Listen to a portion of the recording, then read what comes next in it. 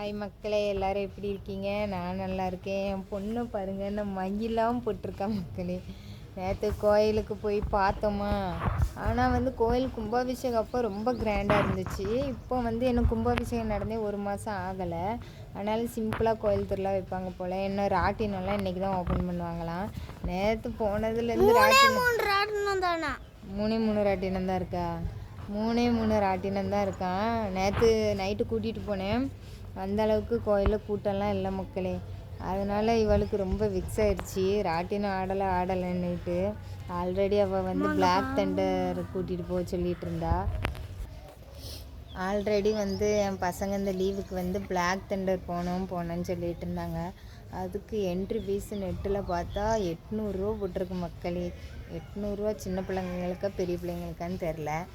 அதில் கம்பல்சரி நான் உள்ளே போனால் வேஸ்ட்டு தான் அந்த டிக்கெட்டு. அப்புறம் இந்த பிள்ளைங்களாம் சின்ன பிள்ளைங்க விளையாட்டு தான் விளையாடுவாங்க. மொத்தத்தில் கூப்பிட்டு போய் இது இல்லைன்னு வச்சுக்கோங்களேன். சரி, இங்கிட்டாவது ராட்டினம் ஆடலான்னா ராட்டினம் ஓப்பன் பண்ணலை. சரி, இன்றைக்கி போய் பார்க்கணும் ராட்டினம்லாம் ஓப்பன் பண்ணியிருக்காங்களான்னு. என் பிள்ளை தான் ரொம்ப ஏங்கி போய் கிடக்கா. அதுவும் அந்த ட்ராகன் இப்படி பண்ண அந்த ட்ராகன் இது இருந்துச்சா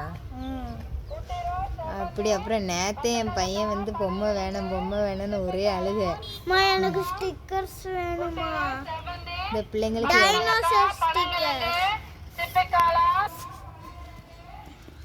எப்படி கடந்து மண்ணில் விளையாடுது பாருங்க மக்களே. சைடில் மண் இருக்கிறனால நல்ல விளையாட்டு. நான் ஸ்கூல் டைமில் அந்த மாதிரி விளையாட விட மாட்டேன். இப்போ மண்ணில் விளையாடிட்டு போயிட்டு போகுதுன்ட்டு விட்டுறது. ஏன்னா நான் சின்ன வயசில் அந்தளவுக்கு விளையாடி இருக்கேன். இப்போ உள்ள பசங்களுக்கு விளையாடுறதுக்கே டைம் இல்லை. அப்புறம் இப்போல்லாம் நான் நோட் பண்ணுறேன், யாருமே இந்த காலாண்டு லீவ் விட்ருக்காங்களா அசைன்மெண்ட்டே எழுத மாட்டேங்காங்க மக்களே. நான்லாம் ஸ்கூல் படிக்கும்போது அந்த கொஸ்டின் பேப்பரை வச்சு அசைன்மெண்ட்டு எழுதிட்டு வர சொல்லுவாங்க. நம்மளுக்கு அந்த 10 நாள் லீவில் கொஞ்ச நாள் விளையாடிட்டு ஃபுல்லாக உட்காந்து ஃப்ரெண்ட்ஸோடு அசைன்மெண்ட் எழுதுவோம் பார்த்துக்கோங்க. ஒவ்வொருத்தங்க வீட்லேயே இருந்துட்டு பேப்பர் வாங்கி நல்லா கோடு போட்டு நீட்டாக அசைன்மெண்ட் எழுதுவோம்.